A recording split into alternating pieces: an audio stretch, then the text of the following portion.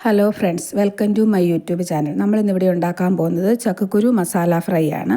അതിനുവേണ്ടി ആദ്യമായി ചക്കക്കുരു തൊലി കളഞ്ഞ് നീളത്തിൽ അരിഞ്ഞെടുക്കുക. അതുകൂടാതെ കുറച്ച് തേങ്ങാക്കൊത്തും കൂടി എടുത്ത് വയ്ക്കുക. നമുക്കിതൊരു ചട്ടിയിലേക്ക് ഇടാം. നമ്മളിന്നിവിടെ ചട്ടിയിലാണ് ചക്കക്കുരു വേവിക്കുന്നത്. അതിൻ്റെ കൂടെ ഒരു അരമുറി സവോളയും 1/4 ടീസ്പൂൺ മല്ലിപ്പൊടി, 1/4 ടീസ്പൂൺ മുളക് പൊടി, 1/4 ടീസ്പൂൺ മഞ്ഞൾപ്പൊടി, ചക്കക്കുരുവിന് ആവശ്യമായ ഉപ്പ്, ഇതും ആവശ്യത്തിന് വെള്ളവും വേകാൻ ആവശ്യമായ വെള്ളവും ചേർത്ത് നന്നായിട്ട് ഇളക്കി യോജിപ്പിച്ച് നമുക്കിത് വേവിച്ചെടുക്കാവുന്നതാണ്.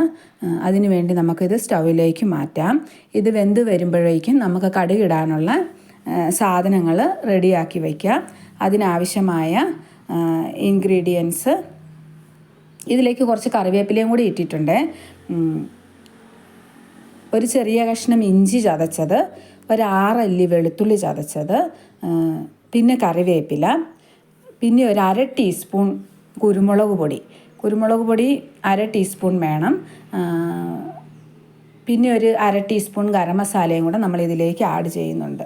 ഇനി നമുക്ക് ചെറിയുള്ളിയാണ് നമ്മൾ കടുകിടാനായിട്ട് ഉപയോഗിക്കുന്നത്. ചെറിയുള്ളി അരിഞ്ഞു മാറ്റി എടുത്ത് വയ്ക്കുക.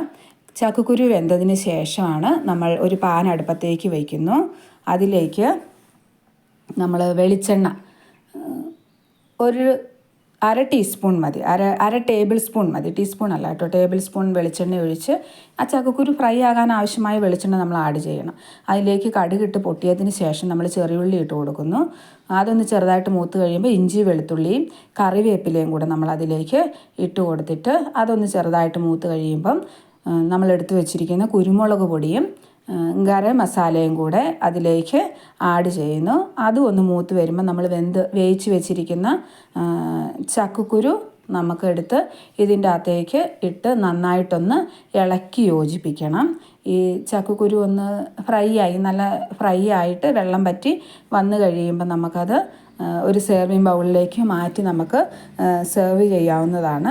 വളരെ രുചികരമായ ഒരു സാധനമാണ് ഈ ചക്കക്കുരു. നിങ്ങളൊന്ന് ഇത് ചെയ്ത് നോക്കണം. ഇതെല്ലാവരും ചെയ്യുന്നുണ്ട്. ഇനിയിപ്പോൾ ചക്കയുടെ സീസണൊക്കെ ആണല്ലോ. നിങ്ങൾക്ക് എല്ലാവർക്കും എൻ്റെ ഈ റെസിപ്പി ഇഷ്ടപ്പെട്ടു എന്ന് വിചാരിക്കുന്നു. ഇത് ഇഷ്ടപ്പെട്ടെങ്കിൽ നിങ്ങൾ ദയവായി എൻ്റെ ചാനലൊന്ന് സബ്സ്ക്രൈബ് ചെയ്ത് എന്നെ സപ്പോർട്ട് ചെയ്യണം. നന്ദി.